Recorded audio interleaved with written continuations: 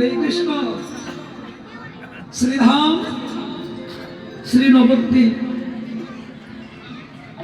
সময় যদিও 11টা বেজে গেছে, তাই তো, কিন্তু যে লীলাটি স্মরণ করছি এটা হলো সন্ধ্যাকালীন লীলা। তাই এখন রাত্র 11টা নয়, ভক্তের ধ্যান ভাবনায় সন্ধ্যাকাল। শ্রীধাম নবদ্বীপে আস্তে আস্তে কথা বলে না, দেখে দেন। এই যে হ্যাঁ, আপনাদের বলছি না, খাবার খান, নিষেধ করবো না। একটা ঘটনা ঘটেছে এখানে, আপনারা শুনেছেন?